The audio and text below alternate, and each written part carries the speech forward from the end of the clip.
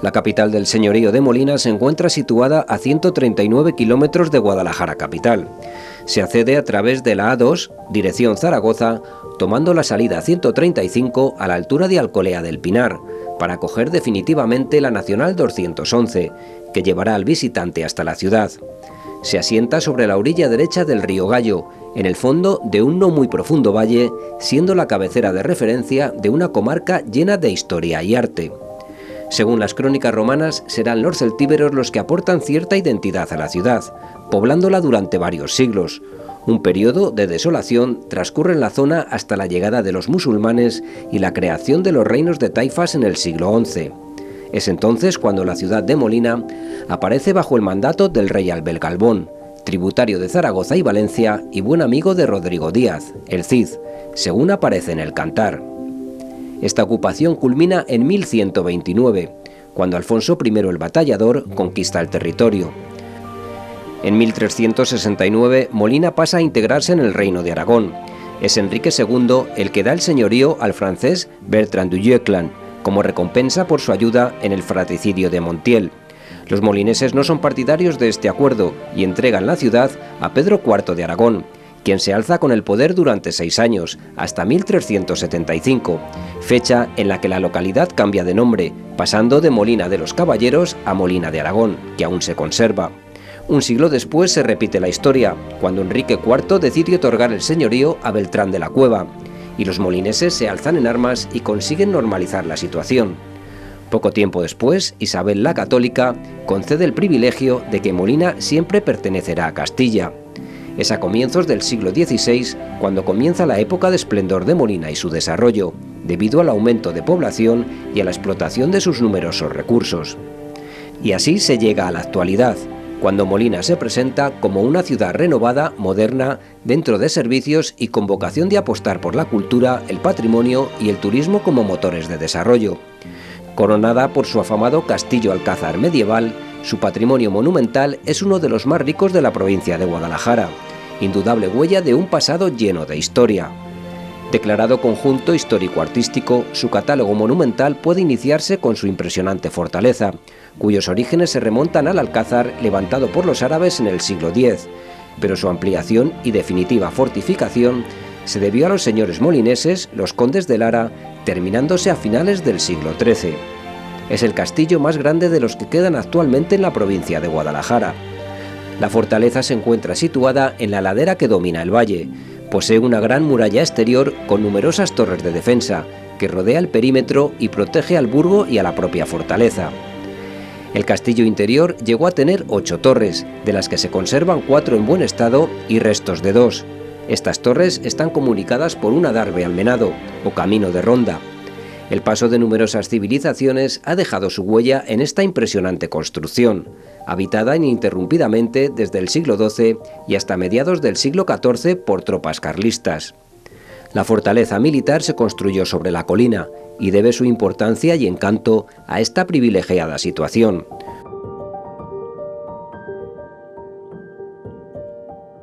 Su construcción hizo de él un lugar estratégico de primer orden, fortaleza inexpugnable que permitía el dominio y el control en el paso fronterizo entre los reinos de Castilla y Aragón.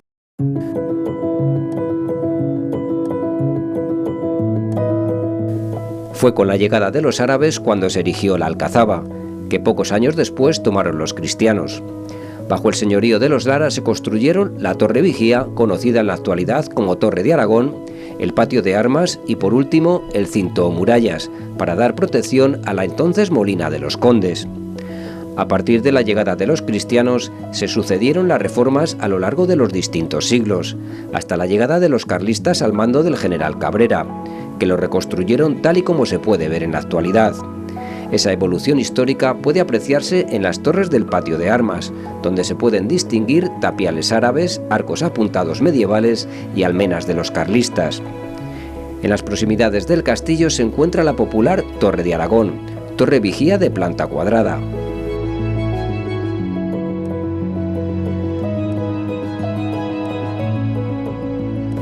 Un solitario torreón medieval que forma una fortaleza en sí mismo. Se compone de una torre pentagonal rodeada de una muralla con almenas. Su excelente estado de conservación se debe a una reconstrucción del siglo XIX. A la torre, que cuenta con 3 plantas, se accede por un vano muy sencillo situado en el lado sur. La única ventana decorada es la del tercer piso y cuenta con arco de medio punto.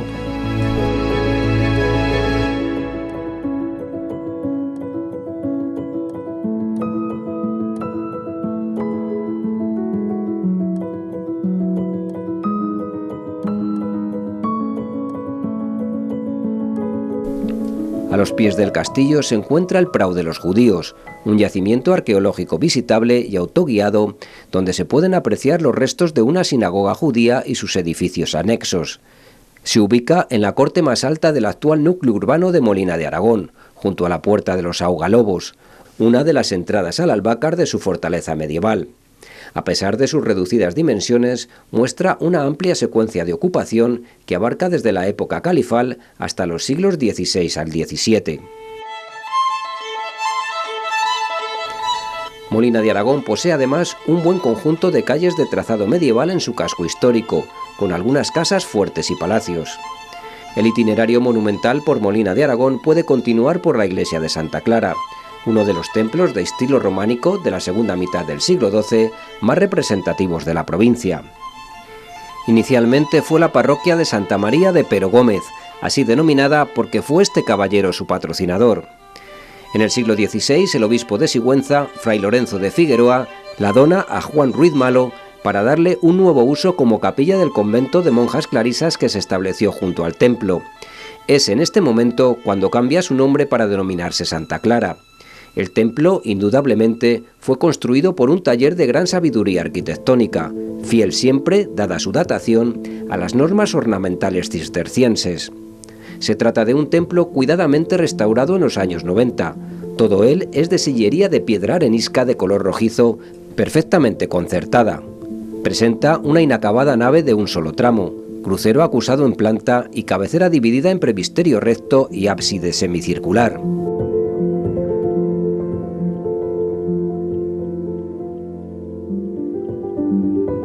La gran portada principal, una de las más hermosas de Guadalajara, ha sido completamente restaurada en los últimos años, mostrándose perfecta ante el observador. Se abre en el hastial del brazo sur del crucero, aunque descentrado respecto al eje del mismo.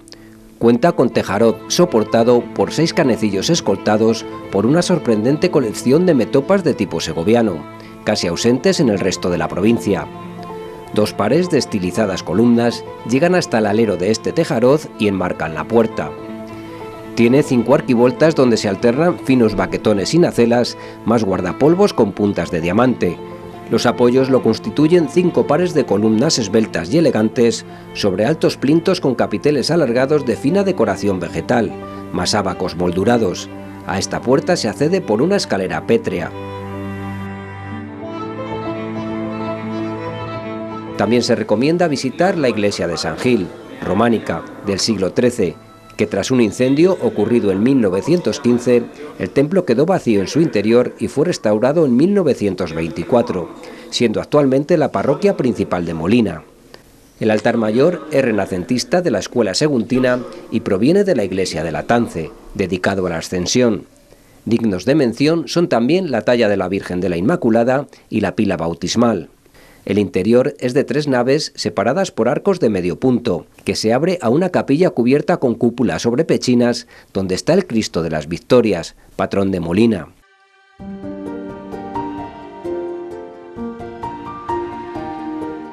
Puede proseguirse la visita por la iglesia de San Pedro, románica del siglo XIII, aunque reedificada en los siglos XVI y XVII.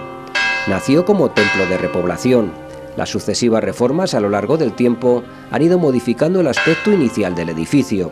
De época tardomedieval, todavía puede apreciarse la cabecera interior y el crucero, sostenido con arcos de medio punto.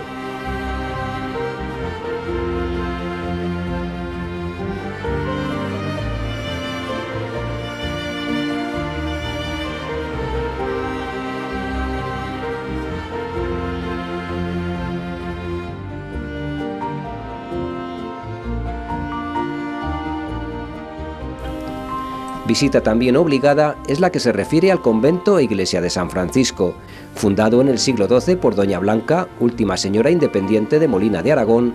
Ha sufrido varias reformas espaciadas en el tiempo, que lógicamente le ha hecho absorber distintos estilos arquitectónicos.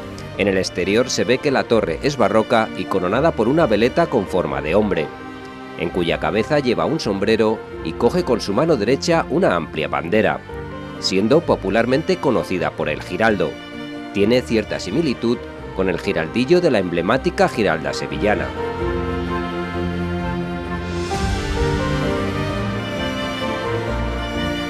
Actualmente la iglesia es la Casa de la Cultura y uno de los claustros acoge el Museo de Molina de Aragón, que alberga importantes colecciones de arqueología celtibérica y romana, paleontología y entomología, así como una sala dedicada a la evolución humana.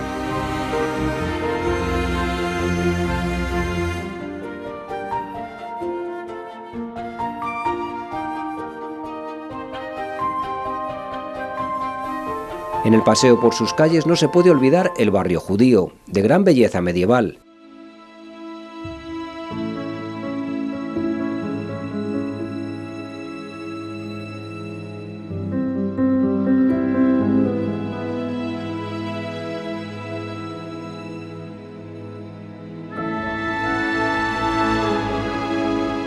Y el barrio de la Morería al otro lado del río. Sobre este cubre el paso el puente románico, símbolo de la villa y formado por 3 arcos junto a las pilas y los tamajares que se distinguen a uno y otro lado.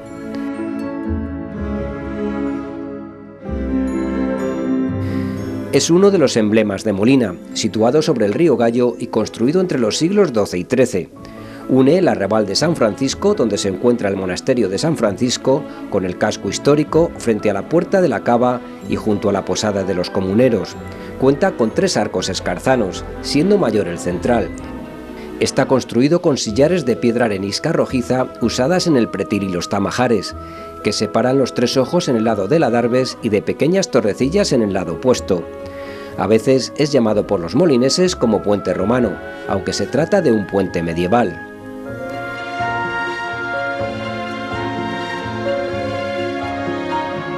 Entre los atractivos turísticos de la capital del señorío se pueden incluir que forma parte de la Ruta del Cid, un itinerario turístico-cultural que atraviesa España de noroeste a sudeste y que sigue las huellas literarias e históricas de Rodrigo Díaz de Vivar, el Cid campeador, el famoso caballero medieval del siglo XI.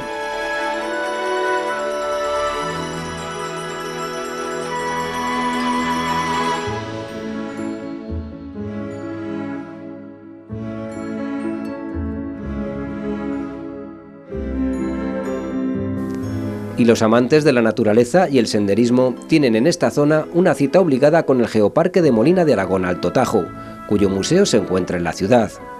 El territorio del Geoparque presenta una total continuidad geográfica y paisajística, y la naturalidad es una característica de este territorio. Es un espacio bien conservado donde hombre y naturaleza conviven en equilibrio.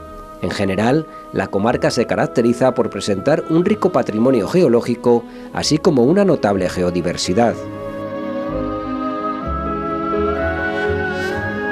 De su gastronomía resaltar el morteruelo y un producto que con el tiempo ha alcanzado un importante auge hasta convertirse en uno de los símbolos gastronómicos de Molina, como es la trufa negra. Sus populares patas de vaca son un postre exquisito. En el ámbito festivo destacan las tradicionales celebraciones del desfile de la Cofradía Militar de Nuestra Señora del Carmen y las danzas y loa a la Virgen de la Hoz, que se celebra en su santuario en el barranco del mismo nombre y comienza con una romería o rosario en marcha desde la propia Molina de Aragón. Están declaradas de interés turístico provincial. Las danzas y loa a la Virgen de la Hoz se celebran en las tierras del señorío de Molina y son una de las tradiciones más vistosas de la provincia, tanto por las espectaculares danzas como por la interpretación teatral representando la loa. A primera hora de la mañana, desde Molina hasta el santuario de la Virgen de la Hoz, se marcha en procesión rezando un rosario, donde se celebra una misa en la explanada bajo el enorme roquedal, frente al santuario. A continuación se realiza la representación de un auto sacramental, sencillo, denominado loa. en el que las tradiciones del territorio quedan expuestas mezcladas con ritos ancestrales de lucha entre el bien y el mal.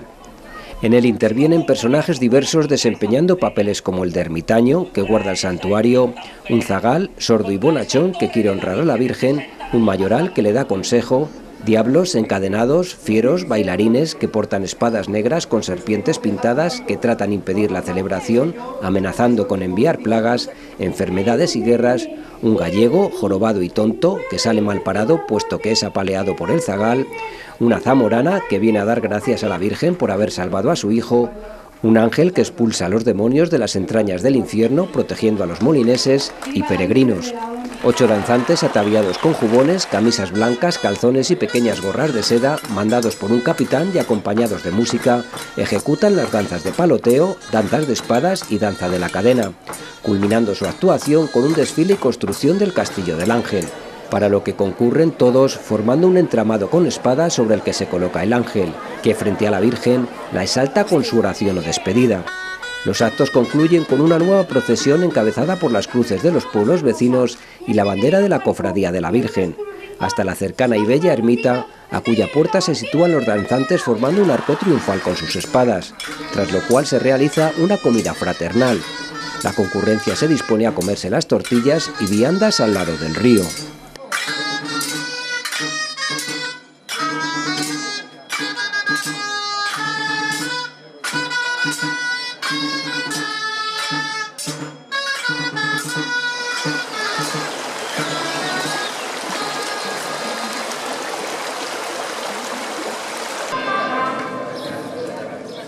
Año tras año, en la mañana del 16 de julio y tras la Santa Misa, los molineses llevan a cabo el tradicional culto a esta Virgen, haciendo de ella su señora, en una procesión que recorre las calles del municipio, en la que su guardia de honor, la compañía militar, cofrades y autoridades, escolta la imagen con la máxima veneración, poniendo color, sonido y alegría a la noble ciudad.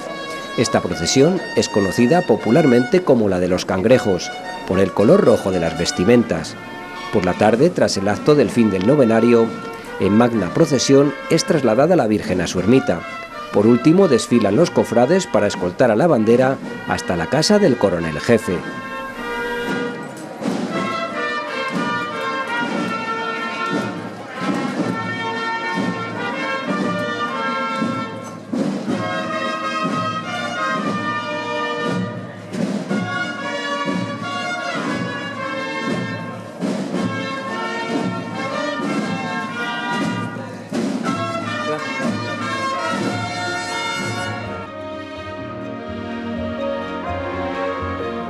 Continuamos nuestro camino con una larga serie de visitas a las localidades de la provincia como destinos turísticos, para conocer mejor su patrimonio y oferta cultural, gastronómica y de naturaleza. Visítalos. Guadalajara, tu destino.